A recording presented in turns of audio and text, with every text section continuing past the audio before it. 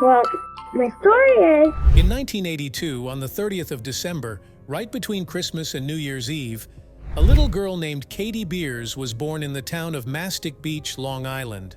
But two people familiar with this case, she's ended up being known as the girl in the wall. Tell me something.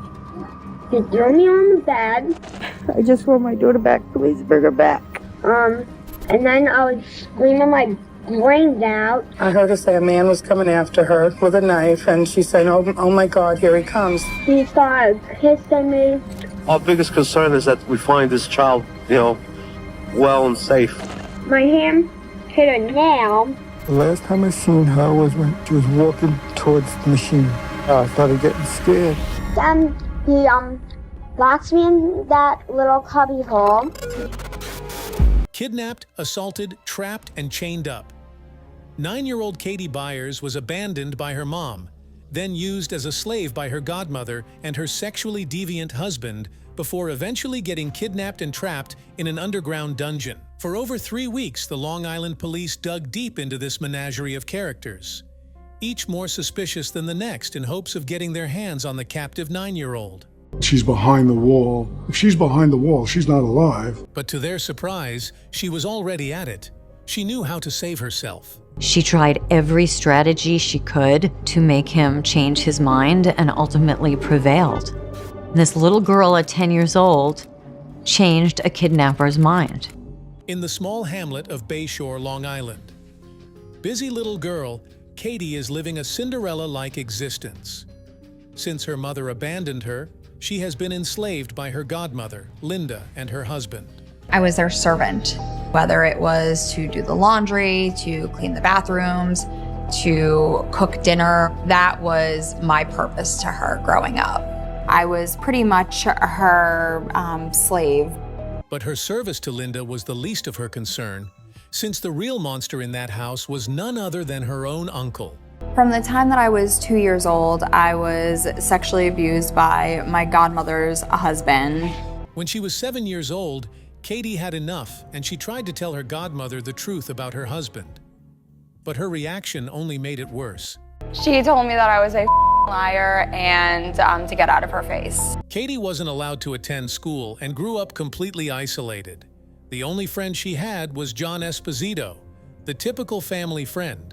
But to her, their relationship was special. I really didn't have any friends my own age.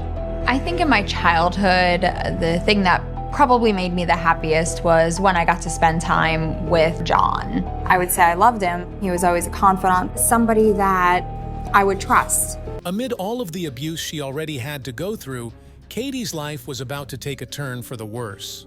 2 days before my 10th birthday, I was abducted. On that day, Katie was left with John, and together they went to Spaceplex, her favorite place in all of Long Island. At Spaceplex, you can ride motorcycles, shoot baskets, or even ride a dinosaur. For my 10th birthday, it was going to be just Big John and I. John was nicknamed Big John by the local kids because he was a well-known member of the Big Brother Big Sister program. Whenever we would go to Spaceplex, I was happy. There was never really a care. There were kids running all over the place. But her birthday would soon turn sour as the worst thing that could ever happen to a child came to be that night. It was a man kidnapped me and he had a knife.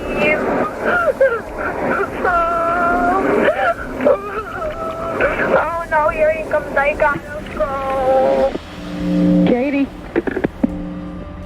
That voice calling out Katie's name is Linda, her godmother.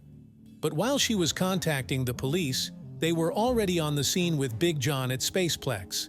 They evacuated the site and searched for the rest of the day. But all of these efforts were in vain.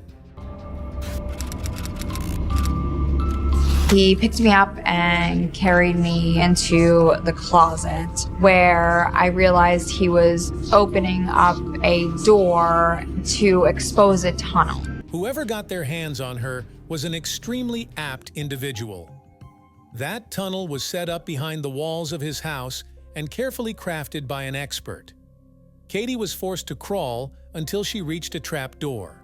And then he exposes this hole and he opens up this door into this room The only word that I have to describe this room was a dungeon, a place that I couldn't escape. Inside, Katie saw a dirty mattress in a makeshift soundproof casket surrounded by chains.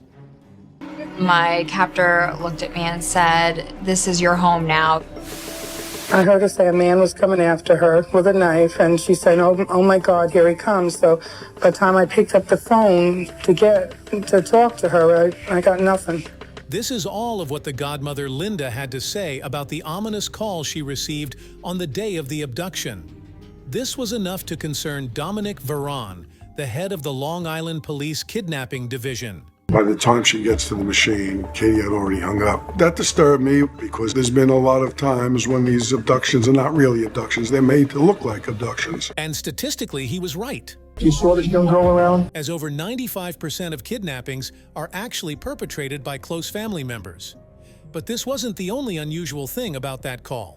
It just struck me as not believable. And I immediately was disturbed by the fact that a 9-year-old child would use the word kidnap. Also, how does a 9-year-old child get away from an abductor and able to use the telephone? But he had to put his suspicions on the side.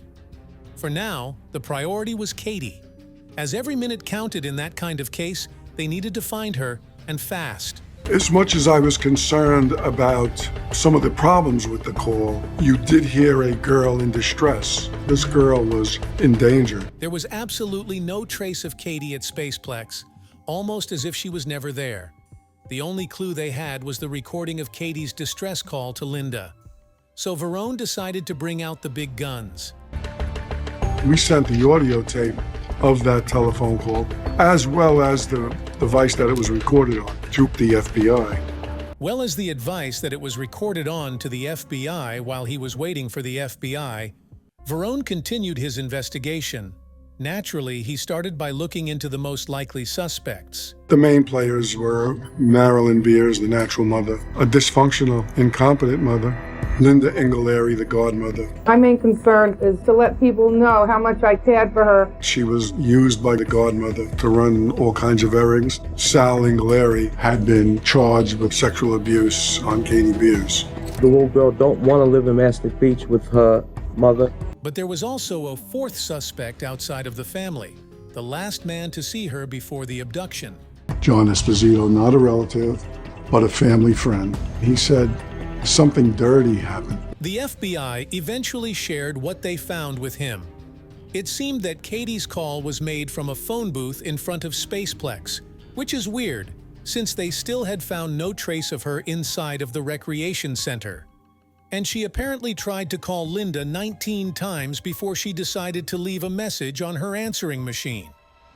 But all of these clues were nothing compared to the result of the audio analysis the FBI carried out on the call. I never forget the call I got from the scientist at the FBI lab who gave me the next bit of breaking news. It wasn't actually Katie who broke free and made that call. It was a recording. It was someone who tape recorded Katie and wanted us to believe, or it to seem, that the call came from that telephone booth next to Spaceplex. The detective was starting to put the pieces together, and it became evident that the culprit fooled them all. The kidnapping of Katie has been used as a front to something far more sinister. The phone call was a scripted plot by an individual to make us think that Katie Beers was abducted. Back at the dungeon, Katie knew what was going to happen and decided to fight as hard as she could. She noticed the door of the casket was loose and went at it. Eventually, I had kicked it long enough and hard enough that that snapped, and I was able to kind of safely exit. To her, this was such a breakthrough. She thought she may finally be able to find a way to escape, almost forgetting that the casket was itself inside of the dungeon. Then I had nowhere to go. I remember trying to go on the shelf and see if there was anything there that I could use for some sort of self-defense. And there were a bunch of keys up there. So unknowingly, I grabbed one of those keys and hid it underneath the mattress. Before she had the chance to try to come up with a way to confront him, she heard him coming. It was too late. Now, as the footsteps started to get louder and louder, as soon as he came down, he saw the door open and He then raped me for the first time. For the rest of her time in captivity, her abductor would assault her multiple times every day. But out of respect for Katie, we won't be covering any of her subsequent assaults. I was able to have the TV on 24/7. It was on the news that I saw that the police had figured out where the call had come from. They knew that it was pre-recorded. This information led the police to put together a few theories regarding Katie's whereabouts. There were still questions we had. Meanwhile, Katie was able to hear each of her family members' testimonies by watching the news, starting with Marilyn, her biological mother. Just my daughter back. When I saw Marilyn on the news, I think I cried a lot because I could see in her eyes that she had missed me and that she wanted me to be found. That gave me some relief and some hope. Her mother was convinced that Linda and Sal were behind the kidnapping because they lost her custody after she filed charges against Sal for Katie's sexual abuse. Our biggest concern is that we find this child, well and safe. When Sal, my godmother's husband, was on the news saying that he wanted me to be found, I was angry. If anyone had motive for her to be abducted or murdered, it was he who faced serious criminal charges for sexual abuse. But Veroni wasn't so quick to jump to conclusion, as he also had good reasons to believe that not only Marilyn could be the culprit, but that she may also have tried to frame someone else for her alleged crime. Her mother, Marilyn Beers, and Little John, Katie's brother, became aware of what was going on with Katie, and there was ample motive that they may set up an abduction just to get her away from a bad situation. They'd be able to walk her out, have Katie make the phone call, tape record it, put it right there, and leave John Esposito holding the bags. After a while, the investigation into the family members wore down. Each and every one of them had solid alibis, and no clues were discovered at any of their residences. So the police started to look into the last man on the list, the most unlikely suspect. The investigators retraced John Esposito's footsteps, but it was 30 minutes to an hour that we couldn't fully explain and appreciate. We obtained a search warrant and did a full inspection of John Esposito's residence, but there was no evidence of a crime. The background check came in the next day and turned out to be extremely suspicious once they contacted the Big Brother Big Sisters Association, the program the suspect proudly claimed to be a member of. They learned the dark truth about Big John.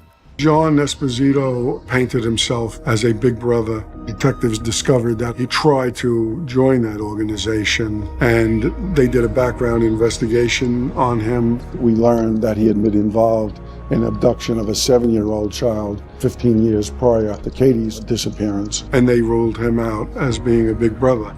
We were ramping up the pressure on him, following him wherever he went. This caught the attention of the media, who also started to scour around his house. Police searched Esposito's property, the main house and the converted garage out back where he actually lived. I knew that the #1 suspect was Esposito. I could see the news was camped out in front of his house. And if you haven't guessed yet, the kidnapper was, in fact, John Esposito, aka Big John.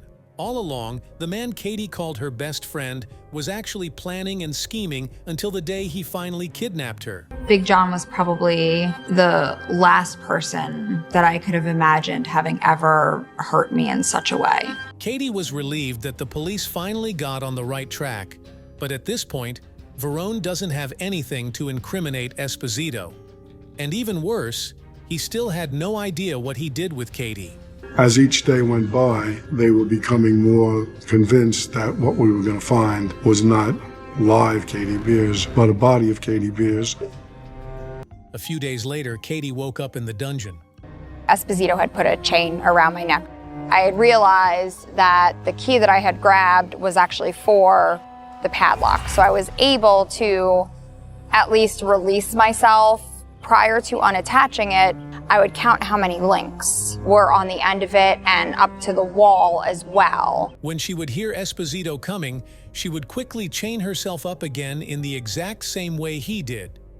But this tended to happen less and less since the police, convinced that he was behind her disappearance, almost never left him alone.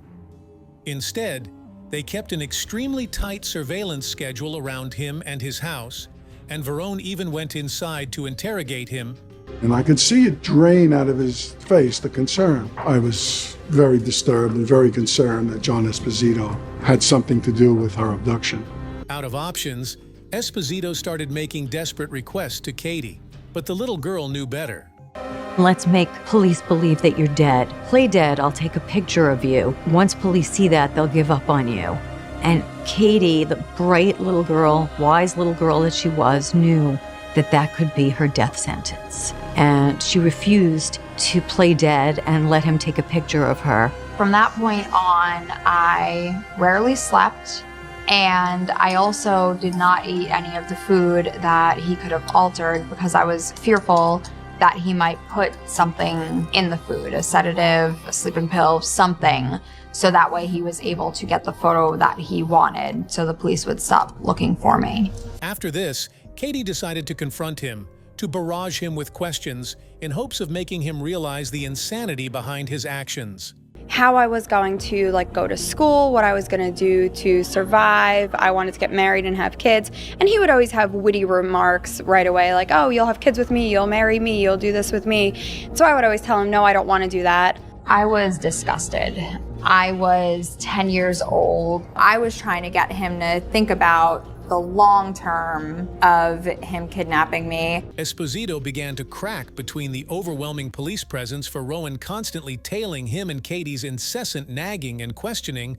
He confided to her that he was planning to either end his life or run away. She knew that if she let it happen, he would probably kill her or leave her to die in the dungeon.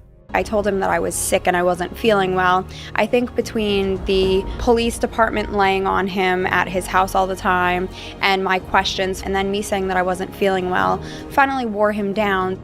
So all of this pressure is mounting. He finally speaks to his attorney. He says, I have something very important to tell you. And he tells him, I know where Katie is. And the attorney says, what do you mean? He says, she's behind the wall. And this is where Verone and everybody else involved in the case understood.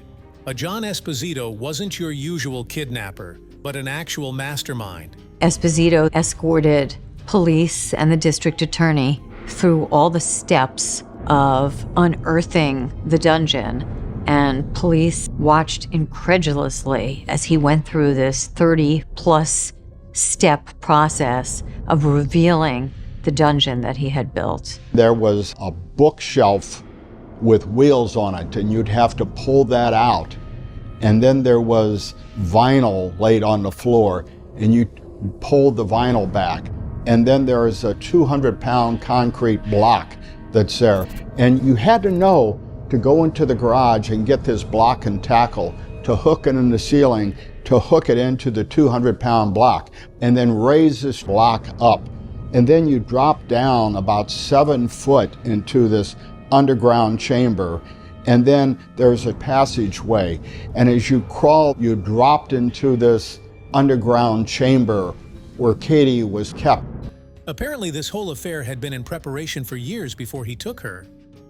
I had realized that I had actually played in this underground dungeon while it was being built. So he had this vision to build this underground dungeon. And when he had this vision, it was specifically to kidnap me. When Verone finally broke in, Katie couldn't believe what was happening to her. The door opened and there was a man that I didn't recognize. And I remember them saying, we're the police, you're safe now. I was just overjoyed. She was alive. You all right, Katie? Kelly Verone was similarly surprised, but for a different reason. We were amazed. You see a 9-year-old look like she just come back from a trip to the movies. She's sitting in the sofa, bubbly, upbeat, and we just knew from that moment on that she was going to be a survivor. Now in the hands of the police, Katie finally revealed the truth about what happened. He was supposed to kidnap Spaceplex, but never did. John Esposito had confessed to everything. Esposito was convicted of kidnapping in the first degree, and he was sentenced to 15 years to life. Not only did the detective save her from Esposito, but throughout his investigation, Fishman uncovered all of the abuse she had suffered at the hands of the people who were supposed to take care of her and decided to place her into foster care. I entered foster care as soon as I was released from captivity, and that was a salvation for me. I had a mom, I had a dad, I had brothers and sisters. It was absolutely fantastic. They also continued the legal procedure against her Uncle Sal and successfully put him behind bars. To this day, Katie will always be grateful towards her own as he saved her in more ways than one. For 17 days, I was his life. He was one of the ones that just did not give up, and I'm grateful of the relationship that I have with him. I wrote a letter to Katie after the whole thing was over. Dear Catherine, I don't know you very well, but what I do know is enough to show you as a remarkable young girl with a strong determination to live. My only wish is that we could have found you sooner and you didn't have to be down there so long.